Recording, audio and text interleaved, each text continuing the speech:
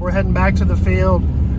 Last night we took the grain cart and combine down to the first field getting ready to cut, and Saul had been waiting on a belt for like months, and of course we get the belt on yesterday, get the header going. The guys got the header going, and we get to the field and that belt wouldn't spin, and the belt actually pulls the wheat from the header into the combine, and we couldn't get it to engage. So Saul got up early this morning, picked up the header, hauled it back to the farm, and then we worked on it, me, Mike, and Saul, this morning, and we had to take everything back apart and get that tensioner on that belt loose. And so we've got that all done. It's like noon, and we're almost back to the field. It's been quite the couple weeks here.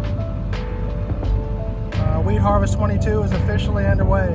Hopefully when we get to the field, everything will work and everything will go smooth from here, but it's finally here. Let's go. Let's get it going.